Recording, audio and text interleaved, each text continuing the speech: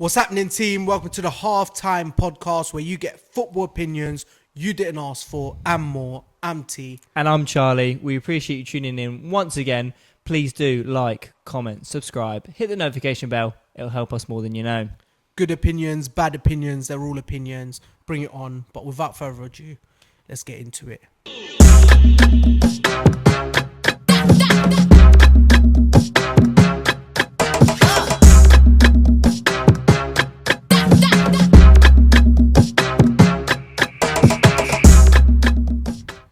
So there's been a lot of football recently, Premier League, Champions League. I know I say it all the time, but fucking hell, there's been a lot of football. Yeah, a bit of a delay on this podcast, so there's been a lot that we've missed, which we'll get into. Yeah, it's because he's always busy. Can't help it that I have a life outside this podcast. But yeah, we're going to cover Premier League, Champions League, and we also check out our other video on the Halftime Podcast Hall of Fame. YouTube channel, TikTok, Instagram, we're on it all. Halftime Podcast 45. Follow us. You'll see all the latest news. You'll see what we've released, etc. But we'll get into the first game. Arsenal versus Forest. Yes, we had a lot of chances. Martinelli, open goal-ish. Has to score that. Like, literally has to score that. Saka, big header. Great save from Sales, who had a great game. We had a lot of chances, half chances, scuffs.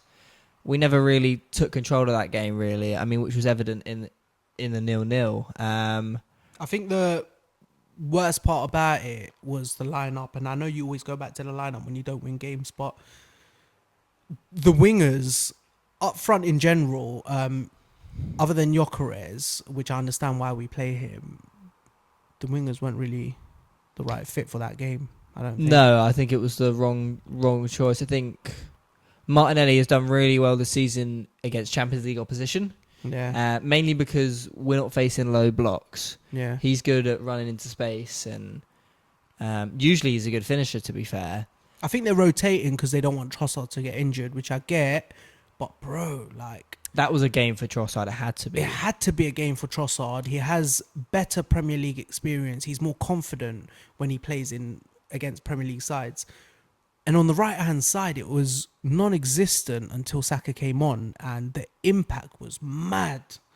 Yeah, once he came on, he was great. Crazy impact. He came on, he was down the line. He had a header that you mentioned that was amazingly saved by Sales, and it was a difficult one.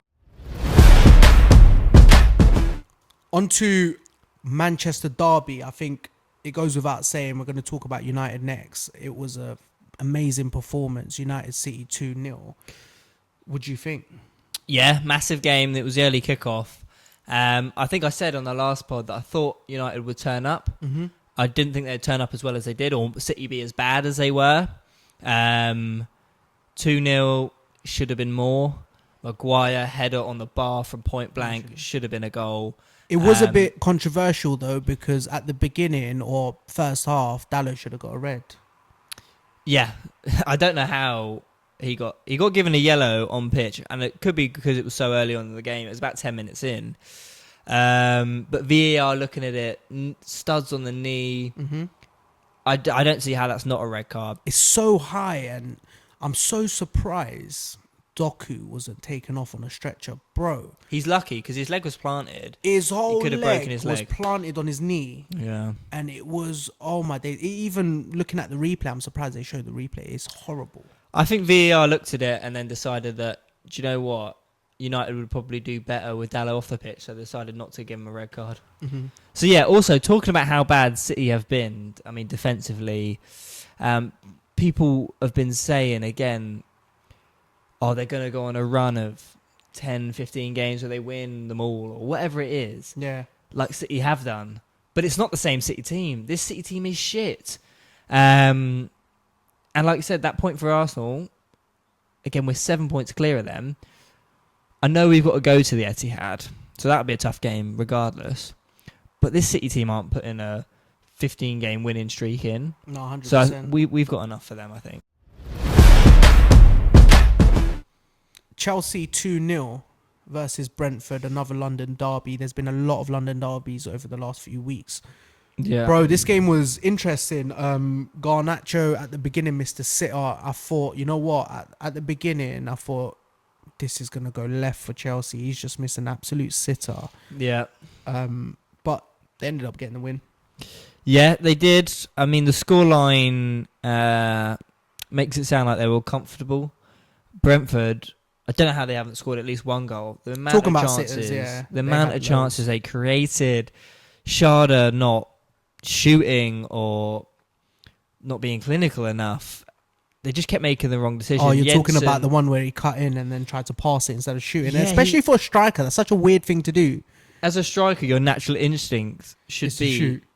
hit it in the goal. He's like, no, I don't want to shoot. I want to assist. Literally. I mean, I don't know if it's I don't want the ball. because Igor Thiago's been scoring all their goals. He's forgotten how to do it or what. Yeah, I know. Or you had Jensen who on the volley hit He's the holding post. Igor Thiago's pocket. Literally. Like Prison Break vibes. Yeah, they had so many chances, but then again they tried to play out from the back, and Coyote, I think it was, tried to boot it upfield straight off of Enzo Fernandez, and it fell to João Pedro, who like toe punts it in. Decent finish, close to being called offside. He's on the line really, but that put them 1-0 up. And then yeah, like I said, loads of Brentford chances, and then towards the end, a mess up from the back, and Kelleher takes out Liam Delap's, and then up steps Cole Palmer for the penalty. Spurs 1, West Ham 2.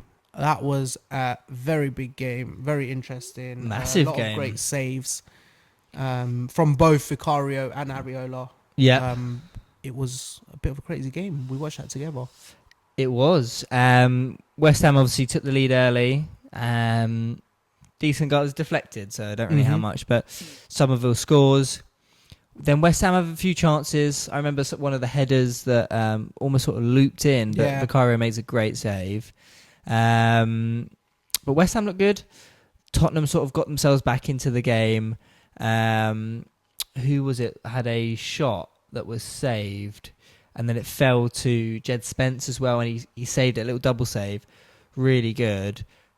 Which kept it at 1-0. And then towards, again, in the second half, great cross in. I don't know who it was, but great cross. And Romero happened to be up there for some reason. Power header. It was an Literally. amazing cross, to be fair, and it was an even better finish, power header. And you know what? He was so high. It was so Literally. unexpected because he never plays that high, and he's not the Well, he's a centre-back. Why is he that high? yeah, and he's not the biggest man on the pitch. I know for a centre back, I know he's a centre back, but he's not like, he's not the tallest centre back in the world. Of course. So you wouldn't expect him in those positions, especially when they're open for a counter attack. West Ham could just get them there and then, but he converted and he scored the goal, which is the most important thing. Other than the saves, I think Tottenham really lacked composure in some moments. They defensively, they're shambolic.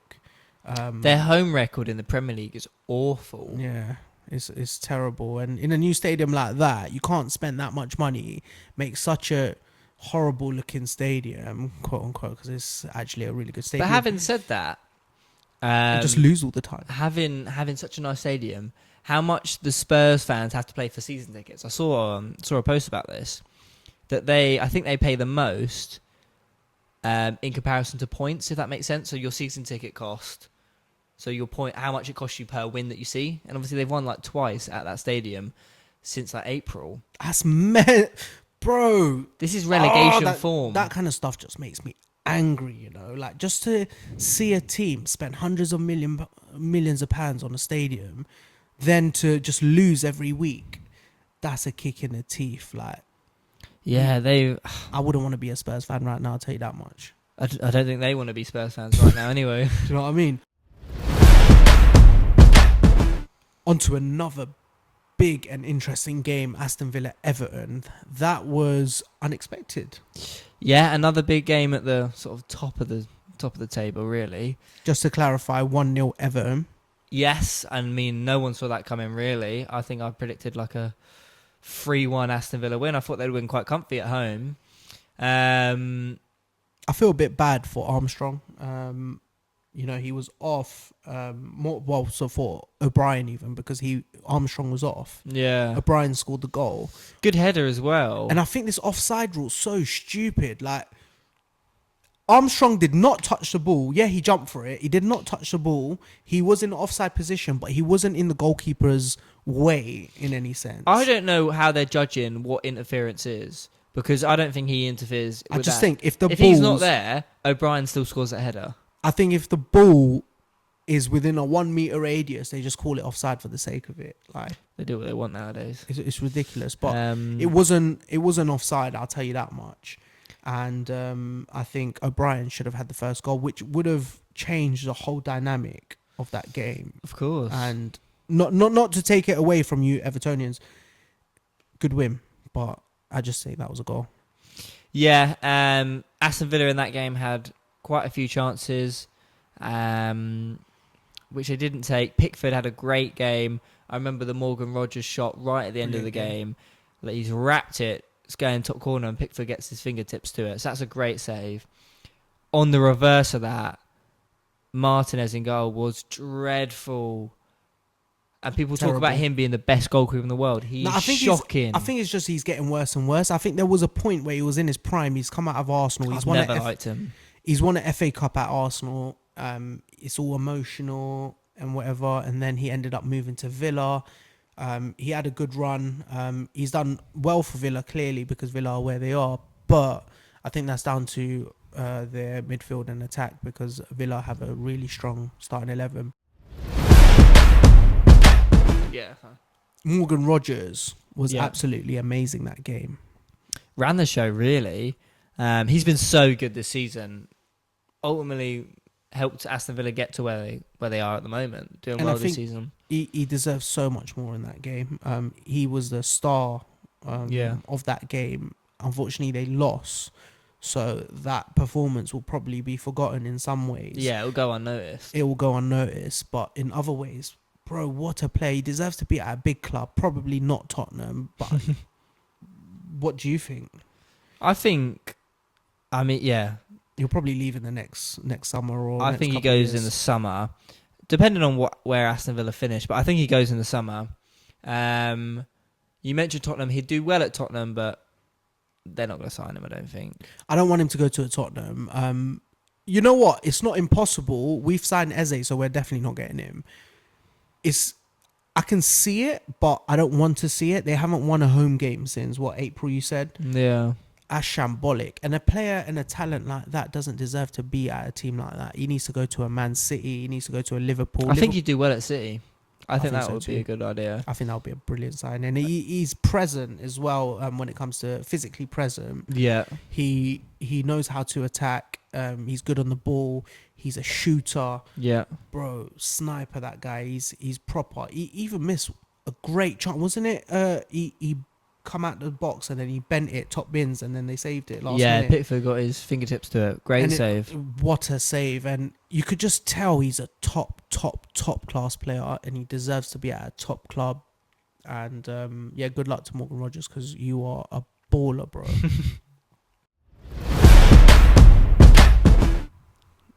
Last game we're going to talk about is Liverpool-Burnley 1-1. Liverpool have drawn 4 out of their last 5 games. Really? That is a madness, bro. They've not been that great this season. They've not been that great. At Anfield, drawing to Burnley, who are also kind of struggling.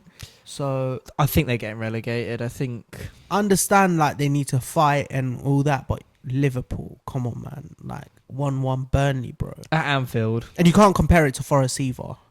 At Anfield. Nah, Forest are much better. And we were away. But I think they were terrible. Szoboszlai misses a penalty.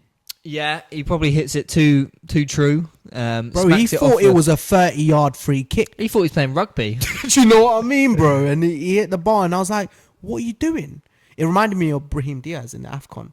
But, do you know what remind me of that? Is it the Steven Gerrard meme where he misses the penalty to get the manager sacked? And it was mental, and I don't know what he was thinking, but he smashed it. He's trying to get top bins. Because of that, you probably, and I know it's a bit harsh because people miss penalties, but you probably like drew the game, and you could have won it there and then. Well, they had a lot of chances. I think if they converted that penalty, that they game win was that theirs. game. Yes, of course. Their first goal, Verts, great finish, really. He's coming into his element, isn't he? He's doing well now. He's doing all right. He's doing well now. Yeah. Sometimes it takes players, especially when you're coming from like the German league, it takes them a little 100%. while to get into sync and start fighting. I think now he's found his rhythm. I think he's doing well. Great finish though. I think they thought he was going to wrap it far post, but he cut it back and put it like near post, top corner. He's playing a lot quicker because in the Farmers League, he used to play for Leverkusen. He was Well, they won it. no, yeah, and I get it, but he used to play with a lot more space, of course. And I think he's finally realised that against you 40-year-old defenders. Yeah, and you can't spend time on the ball without either moving it forward or releasing it to someone else. And I think he's got the idea. I saw him on the left flank and he kind of went in between two defenders. I was like, you finally learn how to play football again. Because he was struggling and he didn't realise how quick the press is in the Premier League. Yeah. The pressure's unreal. You don't get no time on the ball. And then I think he's realised that now. And he's a lot quicker on his feet. When he gets a ball, he shimmies it right and left a lot quicker than what he did before. He used to hang on to the ball, lose the ball, or he wouldn't find any options because the ball's glued to your feet. You're not at Leverkusen no more, and he's learnt that. And yeah, he's finding his rhythm. On to the Champions League, which was a very interesting one. Always love watching the Champions League. Some big games. We'll start off with the mighty Arsenal, 3-1 Inter Milan away. We did pretty well. I got a bit scared in that game because it was like 1-1 and then... Yeah, I mean, before the game, I was hoping that we rested players because we're definitely going to finish first or second. They make no odds where you finish. That game literally made no difference to us. So I thought, let's rest the players. We did rest a lot of players. And I thought, we'll take the loss and move on. What a performance. 3-1, Gabriel Jesus, great game. Gyökeres scored a banger. Yeah, I know, and I'm so happy Jesus scored a couple of goals, but I'm even more happy that Gyökeres got his goal. Did you I see? think he would have been gutted. Did you see his celebration as well? You can see how relieved he was finally to score a proper goal. It was what I'd say. And it was a proper goal, top bins, and he deserved it. He's been trying really hard, and you can see. I know there's a lot of criticism behind it, and everyone's getting onto him for no reason, saying, "Oh, like he's not scored." And he needs to get. He's been playing in the Portuguese league for so long. He needs to get used to it, and also the delivery is just like there's situations where Saka doesn't pass when he needs to pass, and we need to whip the ball more in the box, and we don't really do that. He's a talisman. He's a poacher. Those type of players don't play deep and then kind of run into the box and score. He's not an Mbappe. He's a poacher. You need to get it in front of him, in front of goal, and he needs to get shots away. And if that's not happening, then he's not scoring any goals. Massive win in the Champions League, 7 from 7. We're the best team in the Champions League in the world. We're probably going to go 8 for 8 because we've got Kairat Almaty on the last game at home. Hopefully, we play our under 19s or something. Oh mate, we could. Do you know what I mean? We could play the Ball Boys and win that game, surely. Yeah, literally.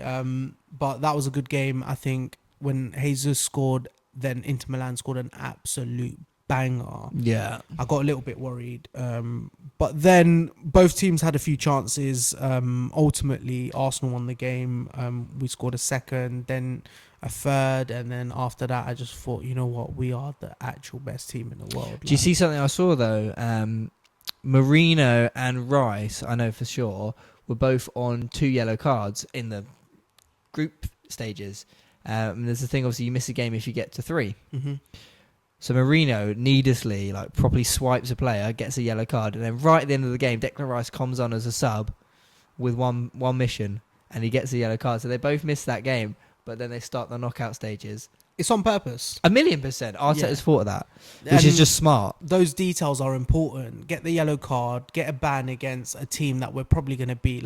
They're bottom of the Champions League table. Exactly, and we're going to, we could play our ball boys, to be fair. And it's going to, it's an important Champions League, and we've just kind of got through it so easy. And I don't want to say that. It's a lot of hard work. We beat Bayern Munich. We beat some big teams, but ultimately we won the game. We've won all 7. We're probably going to win all 8. And it just goes to show not even Real Madrid, not even PSG, not even Bayern Munich can keep up with what we're doing right now. We've got the best defense, arguably. Yeah, definitely. Yeah, we've definitely got one of the best midfields with Zubimendi, Declan Rice, Erdegaard, Marino. As a Players in abundance. We've got the best attack, with the Saka, Martinelli, Trossard, Gyökeres, Jesus, Noni. Havertz coming back. So, although I'm mentioning the depth of the team mainly, otherwise the quality is ridiculous. There's not a big drop off from the players that are on the bench as well, especially when we're fully fit. Like you mentioned, the squad that we've got, and I think that's why we're going to do really well this season in regards to we're still in all 4 competitions because of the fact that we have so much strength in depth, and we've kind of gone through an injury crisis and are now all coming back. Sets us up really nicely for the second half of the season.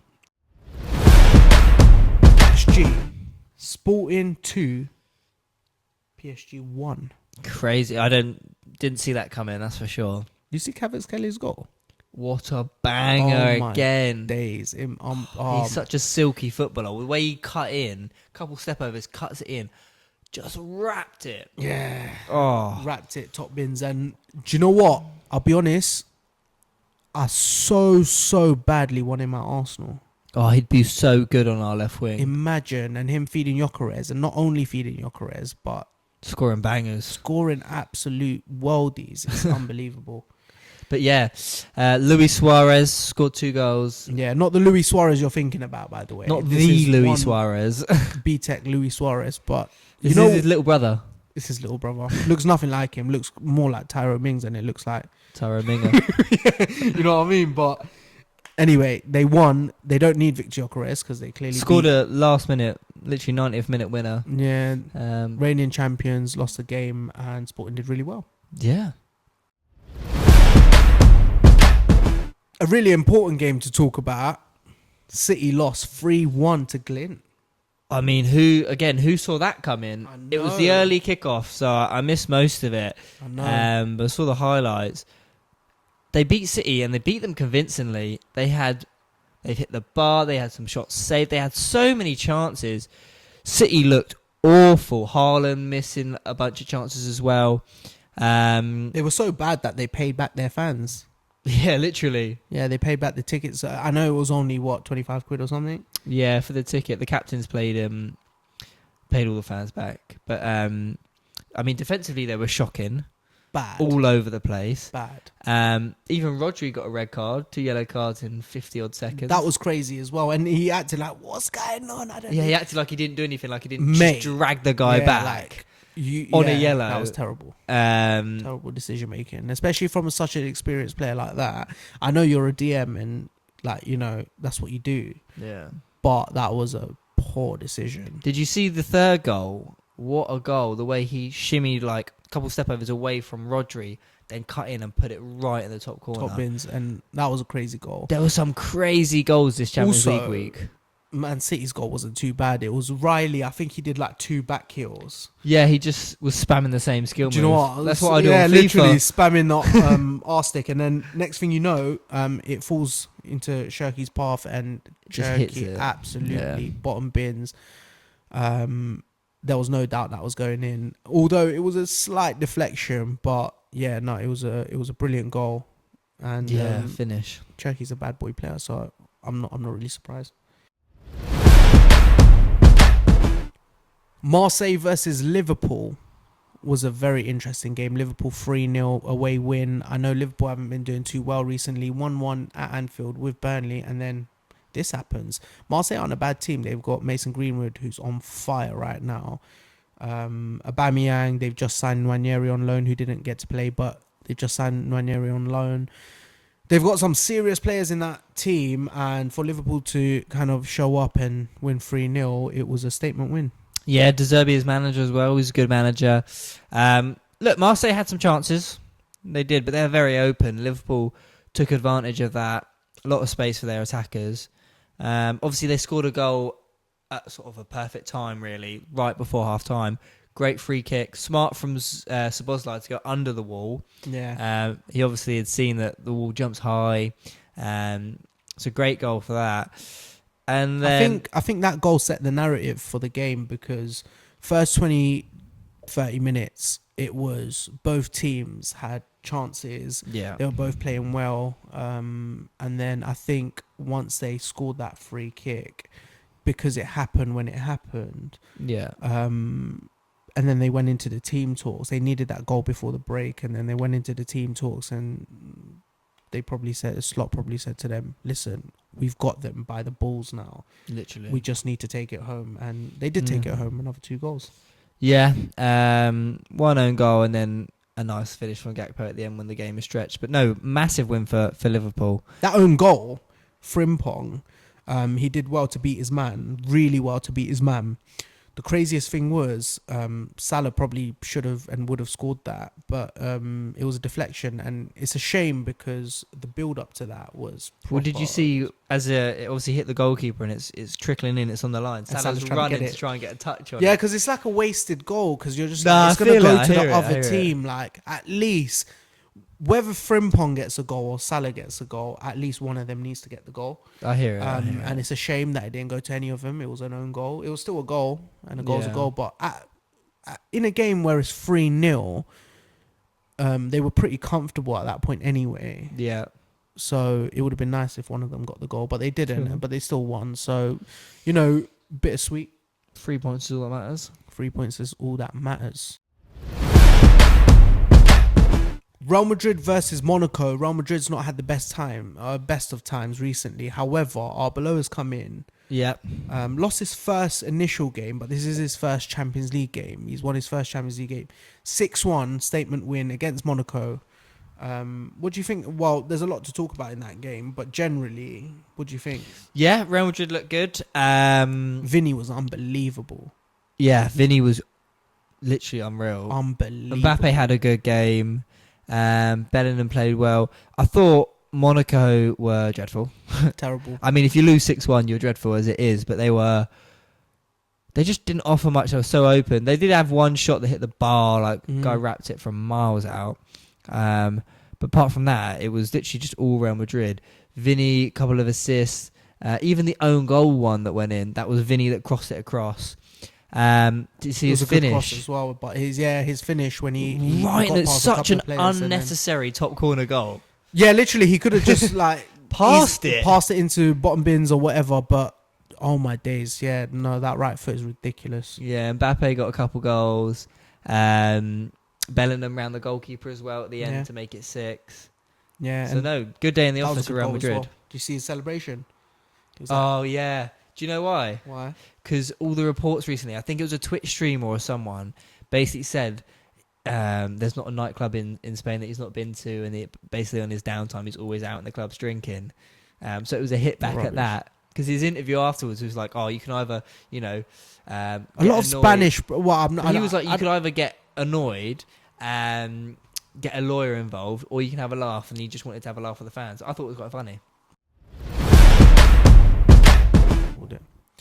And that's a wrap on the Halftime Podcast, episode 3.